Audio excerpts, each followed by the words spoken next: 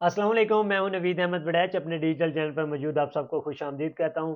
तो नाजरीन, आज जो मैं आपके साथ खबरें शेयर करने जा रहा हूं, एक तो फैसल वावडा साहब के लिहाज से है और दूसरी खबर यास्मीन राशिदा ने एक स्टेटमेंट दी है जेल से, उस हवाले से बात करेंगे।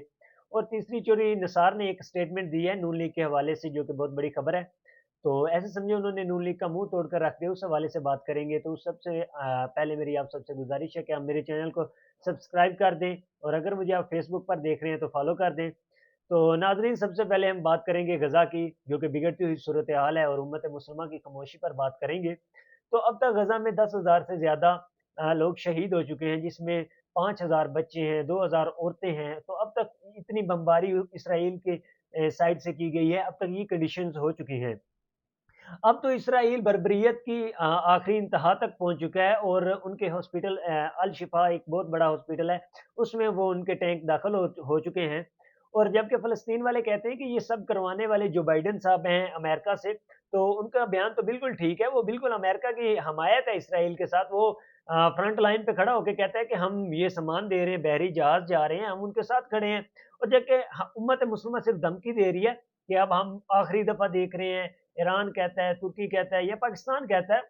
पाकिस्तान सिर्फ स्टेटमेंट ही देता है, करता तो कुछ नहीं है, ना वो लोग कुछ करते हैं। तो ये लोग बस इतना कह देते हैं कि अब हम आखिरी इंतहा पर पहुंच गए, अब हम साथ खड़े हो जाएंगे, ये कर देंगे, ये सिर्फ बयानात ही देते हैं।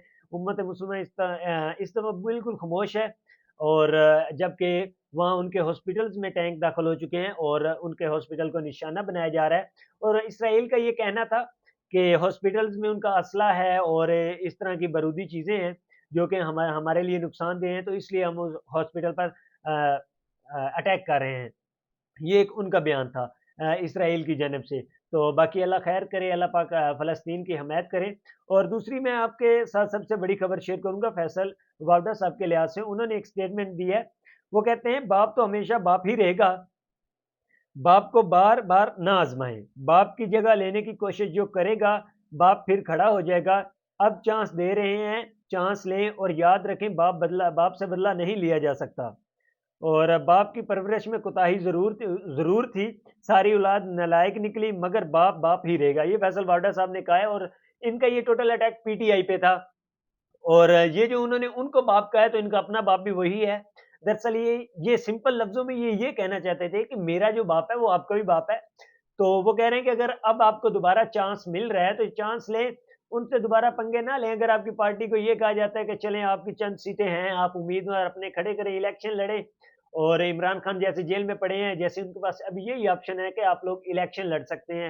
इमरान खान साहब को तो रिहा करने के कोई चांसेस नहीं है। ये सुनने में आ रहा है। तो वो ये कहते हैं कि आपका बाप बाप ही है, तो बाप से पंगा ना लें।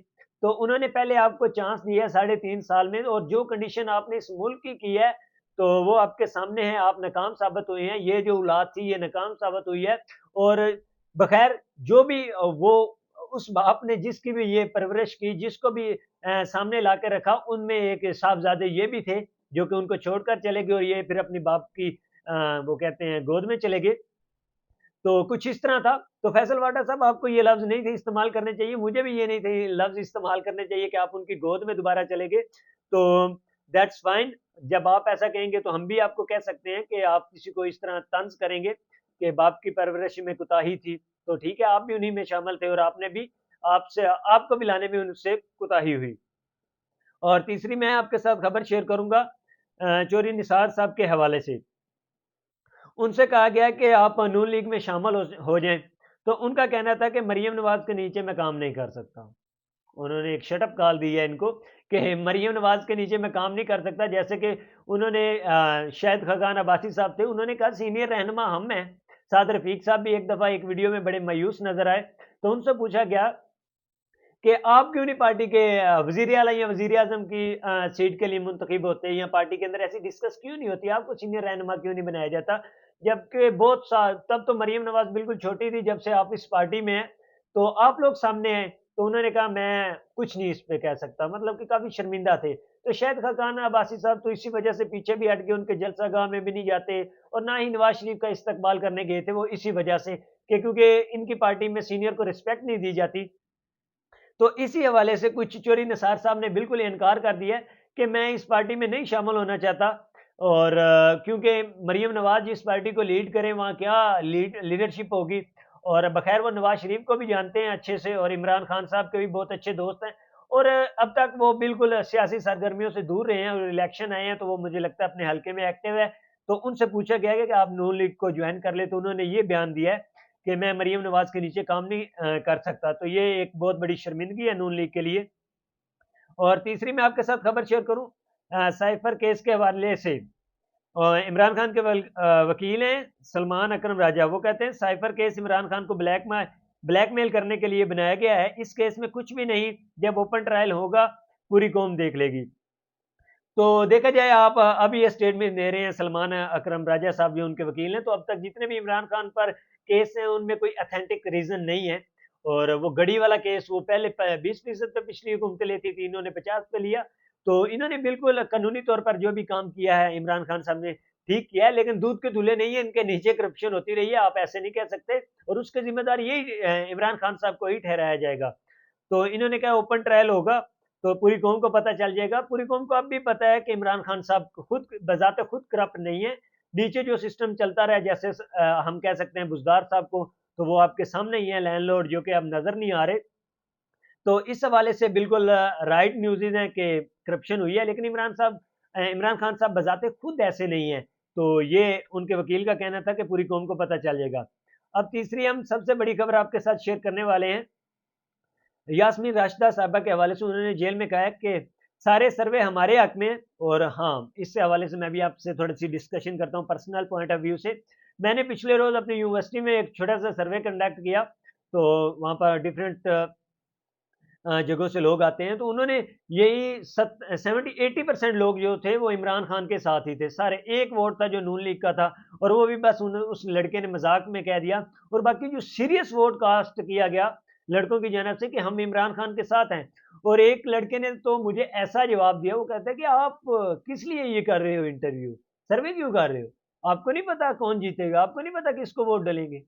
तो मैंने कहा यार भाई सर्वे तो करना चाहिए, क्योंकि लोगों को पता होना चाहिए कि अवाम किसके साथ है। तो उसने कहा इमरान खान के साथ है। आपने सर्वे किया, कितने लोगों ने इमरान खान की बात की। मैंने कहा मोस्टली 90% लोग हैं वो इमरान खान की बात करते हैं। तो उसने कहा आप सर्वे ही ना करें, आपको नहीं पता लोग इमरान खान के साथ हैं। तो मैंने कहा चलो यार, हमारा यूट्यूब चैनल है और हम सर्वे डालते हैं और लोगों को दिखाते हैं, तो हमें करने दें।